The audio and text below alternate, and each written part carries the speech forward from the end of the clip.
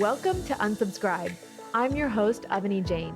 In this podcast, I'm going to show you how to intentionally opt out of anything that's robbing you of your energy, freedom, joy, and peace of mind.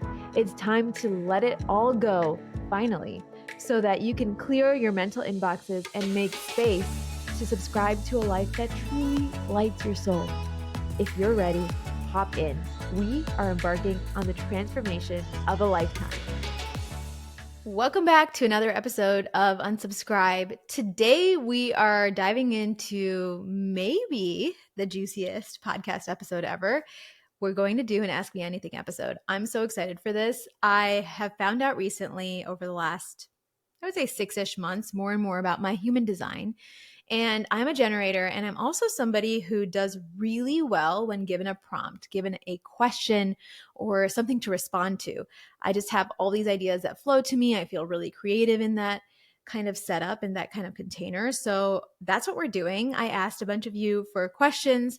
What should I talk about? What's on your mind? What have you been wanting to ask me but haven't had a chance to ask me? And so that's what we're going to be doing today. And I've collected all the questions and we're going to dive in. This is another unscripted episode too, because I loved how the last one turned out so much. I was like, let's just do it again and let's see what comes out of my mouth. We're going to go on another adventure together, and I can't promise where it's going to take us, but I think again, it's going to be somewhere good. So let's dive in. I have organized this into sections. We're going to see if it'll end up being one episode or 2 episodes, depending on how things go and how much I just talk. We have the mind gym section. We have organization, money, and business. And we'll see if we get to business, or maybe that becomes another podcast episode entirely. We're just going to see how this goes. But I'm excited to talk about all of these. So thank you all for trusting me with these ideas, these topics. They're important things to talk about, and it's going to be fun. So let's dive into the mind gym. It's all about the mind, the nervous system, the body, really self-development stuff, what I'm reading. The first question is, how do you actually regulate the nervous system? Any tips or tricks you might have, immediate or long-term? So what's interesting about nervous system regulation is sometimes it's used, the terms are used very frequently, but I don't know that we actually have grasped what that means as a society. So I want to paint a picture for you. When you're in a dysregulated state, from a nervous system standpoint, it is when your body shifts into fight or flight state and you feel like a rise of inside of you, that anxious set of feelings, and you just feel, maybe you have shortness of breath, maybe you start to hold your breath, you just feel really contracted inside. Maybe this brings on a whole slew of thoughts and you just get into this cycle, this loop of doubting yourself or having this monkey chatter in your brain. That is a sign that there is dysregulation in the nervous system. And it happens to all of us. It's a very human thing.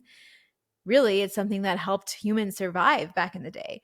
So in our world today, it looks a little different. When you have a dysregulated nervous system, you are maybe responding to things differently. Your body is responding to things differently. Meaning, if I I'm feeling like a friendship of mine has been in a weird spot and I'm not really sure where it is. We haven't had a chance to sit down and talk about things, but just things have been feeling slightly off, slightly weird. I know something's not great. And every time I get a message from that person, I see their name and I feel my anxiety spike. That is a sign of a dysregulated nervous system. This has happened to me in the past. I would see a friend's name who we were having a moment in our friendship, and I would just feel so, I don't know, worried, scared, nervous about what they might say. Like they might have a problem with something, they're going to cancel, or maybe if I actually say I'm not free at this time, I'm free at this time, that they're going to be mad at me. I remember being in a really, really dysregulated state from a nervous system standpoint in 2020 especially, and maybe a lot of you were in that state with me.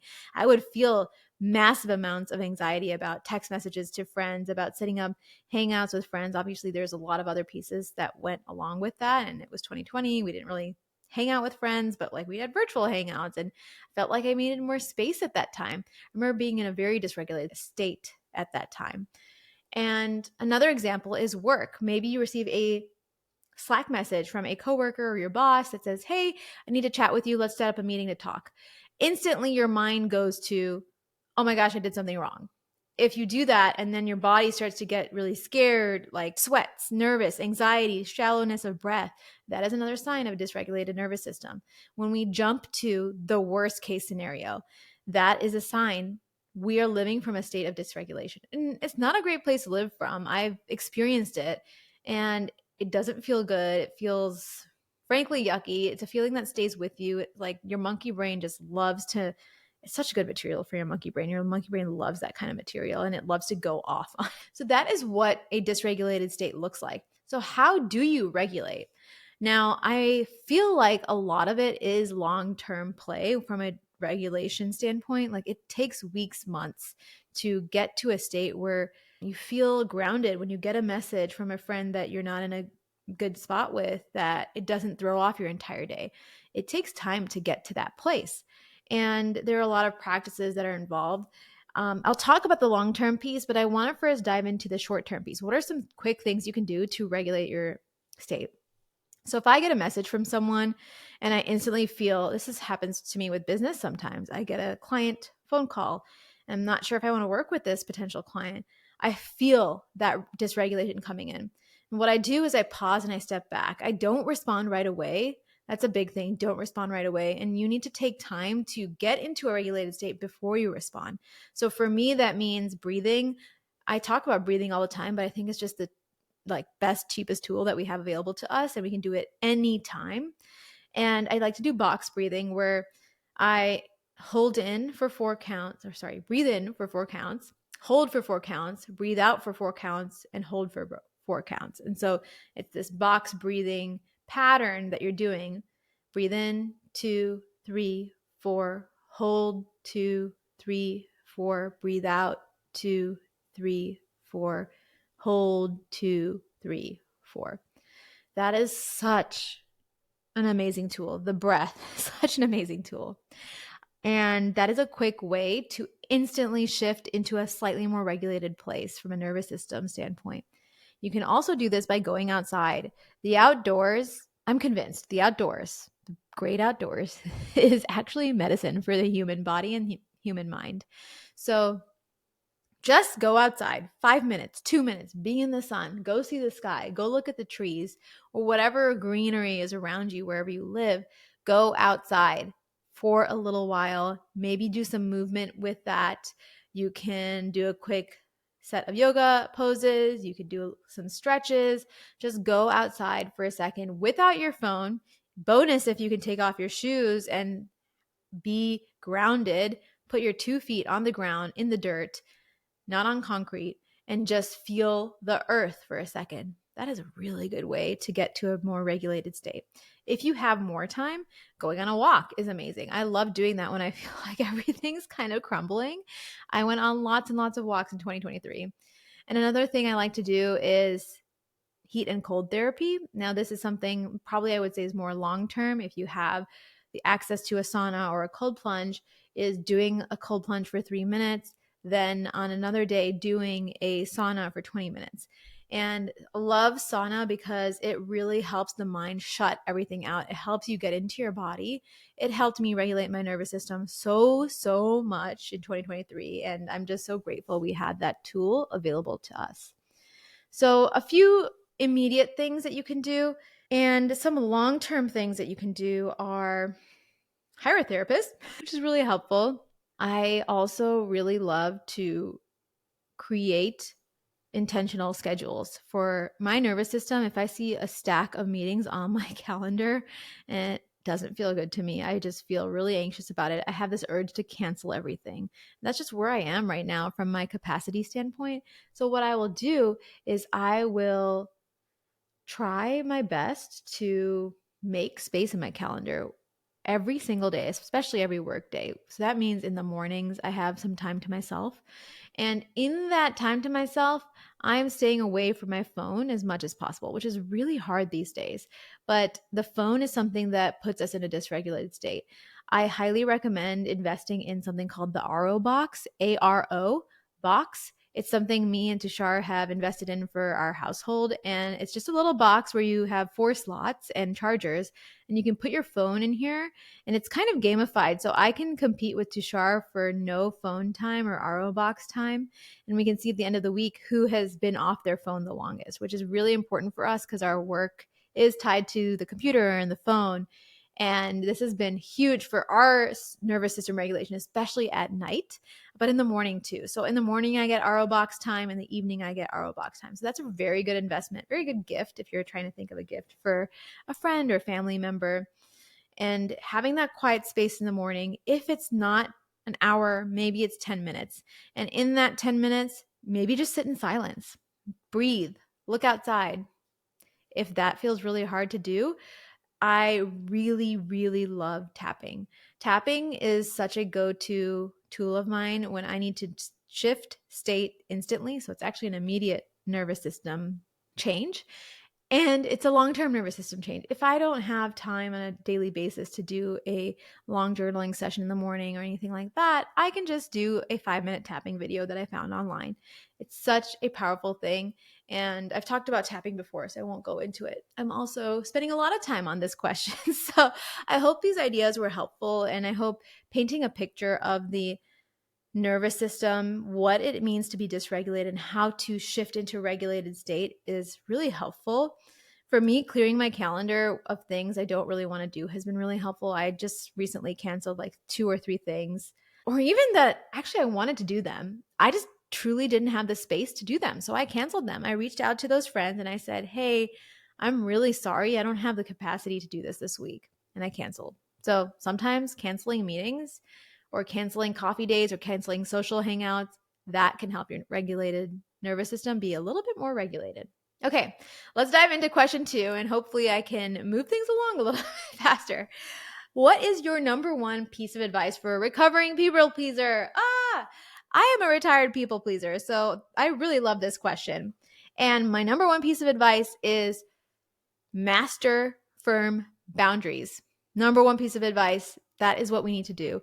Boundaries are really, really important for people pleasers, because what a people pleaser does is when someone asks something of them, they immediately say yes. They do not even think about boundaries, don't have the concept of boundaries. Boundaries are really loosely held. A people pleaser will also anticipate things and do things for other people. And that is a boundary they have to work on themselves. That is a boundary of keeping themselves inside. So boundaries are about keeping someone at a certain place and keeping yourself at a certain place. Now, what's crazy about boundaries is that a boundary doesn't actually ask someone to do anything. Boundaries ask people to do nothing. If I have a boundary of I don't respond to client emails after 5 p.m. on the weekdays or on the weekends at all, that's my boundary. In order to respect my own boundary, I have to do nothing. And in order for the clients to respect my boundary, really, they have to do nothing too, because they can email me at 6 p.m. if they want, but I won't respond to them. So that is what a boundary is. It actually is just a firm barrier that I've put up that asks nothing of me and nothing of others. And the hard part is the enforcement of it. And that is something that if you're able to master, if you're able to get really good at displaying your boundaries, firmly saying your boundaries, you often have to repeat. You can be a broken record when it comes to boundaries. If you're able to master that, the people pleaser tendencies will become much less extreme, and it'll be a practice where you're able to get out of that as your identity. And it's really, really powerful. So mastering boundaries and looking at boundaries differently is my number one piece of advice for people pleasers. Next question. What podcast are you listening to right now? Favorite podcast I'm listening to on Subscribe. I actually listened to my last episode and it was so fun to listen to. So I'm really, really enjoying that. I'm actually looking at my podcast app right now. I've been really enjoying the Boss Babe podcast with Natalie Ellis. I really admire her and Lindsay, who is her COO. And recently, I think they had a podcast episode about regulating the nervous system recently. So that one's really good. I think that was released April 30th, nervous system regulation. Really good one. Another one from them I really enjoyed was from April 23rd, Retreat Debrief, talking about deep somatic work, Kundalini, nervous system. Again, nervous system stuff, which is why I've been really resonating with Natalie Ellis's stuff. Another podcast I've been listening to that I'm really enjoying is Make Shift Happen with Samantha Daly. I love the ideas and really her philosophy that she shares about energetics, about making money, about being expansive and allowing more to come in. I really enjoy her content. I enjoy her brand and her photography and how she talks, how she holds herself. It's really inspirational for me and expansive for me. I've been enjoying the Manifestation Babe podcast. I have a few episodes that I have listened to here and there from her that I've just been loving. Really love that her podcasts are short. They're like 20 minutes usually. Then it's upgrade season with Alexandria Maria. Been so fun. I love how her podcasts are a little bit more like girl talk, chatty, like let's catch up, but this is what I'm doing. And also here are some things that are really applicable to life. And I think you'll find them helpful. So those are a few podcasts I'm really enjoying right now. And I wanted to share those with you. Let's see if there's any others that I've been on repeat with. Not really. Those are the main ones right now. I've just really been loving those podcasts. What is the last book you read and how would you say you integrated into your life? Which is similar to the last question in this category. What is your most favorite read and why? Most recent favorite read. So I just finished. So excited about this. I keep saying I'm going to make another podcast episode about it, but I get other ideas. I just finished Cal Newport's book, Slow Productivity. Honestly, I'm obsessed with this book. I listened to it on Audible. It is so, so good. Highly recommend if you are someone who's been obsessed with productivity, loves getting things done, but also feeling kind of burnt out lately in the last few years, especially in this post-COVID era. This book is for you. Oh my gosh. So this is the book. If you're on video, you can see Slow Productivity. I listened to it on Audible, like I said. And the concept is, how do we actually get things done, accomplish things without burning out? And in this book, Cal talks about how a lot of the thoughts and ideas about productivity are really antiquated. They're from days and days ago where people had to pretend to be productive. It's called pseudo productivity. Pretend to be productive so they wouldn't be put back on the factory floor when people were working in factories during the Industrial Revolution. And so productivity really became an artifact, and also the 9 to 5 schedule, an artifact that is left over from that era, the Industrial Revolution. So we have taken that, and that is what exists in corporate America today. That is what exists in not in corporate America today too. Like in the coaching industry, we are obsessed with being productive, getting things done, but to what end? And is it actually producing results? And I've been on this mission over the last several years to not just be productive, but be effective. If you look on my agency's website, Matcha Design Labs, we use that word a lot. I really care about being effective and being efficient. I want to get things done that actually matter. And that's why this book resonated with me so much. He talks about a lot of great frameworks. I talked about this on a previous episode, but he shares, what if you were focusing on quality, obsessed with quality? What if you really were ruthless with what you were working on and you said no to things on your calendar frequently? One of his ideas is, if you have any event on your calendar, you have to have an equivalent amount of time of free space on your calendar to balance that. And so in a certain day, if you're working 8 hours in a day, you can only have up to 4 events or things on your calendar and must have 4 hours of blank space. I would even change that a little bit. I would only want 2 meetings or 2 hours of events on my calendar and 6 hours of blank space. Really, it depends on what your capacity is. But that gives you the time to do deep work, to do the things you want to do. And we don't have to be productive and produce lots and lots of things all the time. It's okay. This concept of slow productivity, it's okay to take a long time to produce something of super high quality. And a lot of people have been doing this for many years, for many decades. And he talks about those various examples in the book as well. Love this book, Slow Productivity. Get it now. And the way I'm integrating it into my life right now is I'm testing out focusing on quality on a lot of projects that I'm working on, reels, videos, and the podcast episodes, as well as I am focusing on how to approach my calendar. So I talked about this in another question that I actually started to say no to friends that I really wanted to see, but I just didn't have the capacity to see. I had to cancel hanging out with one of my best friends 2 days ago because I didn't feel well. And I normally wouldn't do that. I normally power through.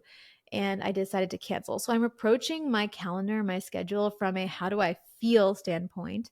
And I also am experimenting with his idea, Cal Newport's idea of balancing scheduled time versus unscheduled time on the calendar. So that is the last question in the mind gym section. I feel like I just covered a lot on this topic, and I wanting to maybe pause for the next section because the next section is organization, and I have so much to share with you on that. We're going to be talking a little bit more about organization on trips. How do I organize my life? How do I work with my assistant? And then we'll dive into money as well, advice on crypto. I'm not going to give financial or investing advice, but we're going to talk a little bit about crypto, finances when you are in a couple or partnered unit, and maybe a few other things. So that's going to be a preview of the next episode. I appreciate all of you being here and listening in. I know I went off on that nervous system question, but there was just so much to talk about. So I hope it was helpful. I hope it landed for you. And if it did, please screenshot this episode and share on Instagram because I love hearing and seeing you listen to these episodes. It's so much fun for me. And it makes me know that this is something that is helpful for all of you and that I need to keep doing what I'm doing. So see you on the gram. But until then, I hope you have a really amazing rest of your day. Take care.